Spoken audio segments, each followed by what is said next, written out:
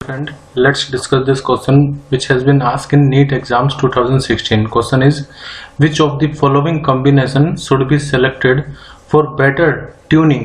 ये tuning होगा for better tuning of an LCR circuit used for communication.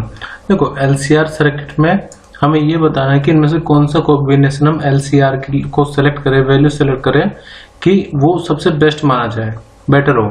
तो उसके लिए एक फैक्टर होता है जिसको हम बोलते हैं क्वालिटी फैक्टर।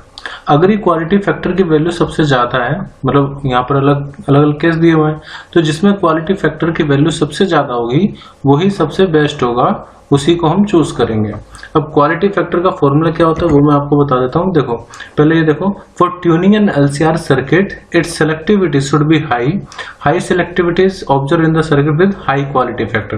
तो इसका मतलब हाई क्वालिटी फैक्टर हमें जिसके Q की वैल्यू ज्यादा होगी उसी को हम सेलेक्ट कर लेंगे। अब क्वालिटी फैक्टर का फॉर्मूला ओमेगा नॉट के टर्म में जो फॉर्मूला होता है वो होता है ओमेगा नॉट L अपॉन में R या फिर 1 अपॉन में omega naught RC। R resistance है, C कैपेसिटेंस है, ओमेगा नॉट फ्रीक्वेंसी है। क्वालिटी फैक्टर का फॉर्मूला LCR के टर्म में होता है 1 अपॉन में R रूट L अपॉन में C।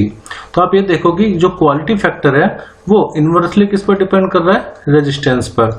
इसका मतलब ये हुआ कि अगर रेजिस्टेंस कम होगा तो क्वालिटी फैक्टर ज्यादा होगा। एक बात तो ये हुई, इनमें से अगर मैं देखूं तो सबसे कम रेजिस्टेंस कहां पर है, यहां पर है, इसमें सबसे कम रेजिस्टेंस है, बट वो इस पे भी डिपेंड कर रहा है कि L अपॉन C की वैल्यू क्या होगी।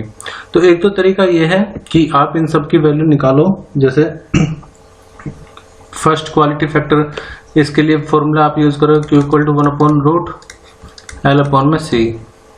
तो या तो आप कैलकुलेशन ऐसे सोल्व करो, मतलब फर्स्ट के लिए जब आप क्वालिटी फैक्टर निकालोगे वैल्यू पुट करके वो आएगी 7.3, सेकंड के लिए ये आएगी 8.28, थर्ड के लिए क्वालिटी फैक्टर आएगा 9.43 और फोर्थ के लिए आएगा 13.67। लेकिन इस सब कैलकुलेशन में आपका टाइम ज़्यादा लग जाएगा, तो इसलिए आपको एनालाइज करना होगा बिना कैलकुलेशन के कि R की वैल्यू मिनिमम कहाँ पर है, L की वैल्यू मैक्सिमम कहाँ पर है।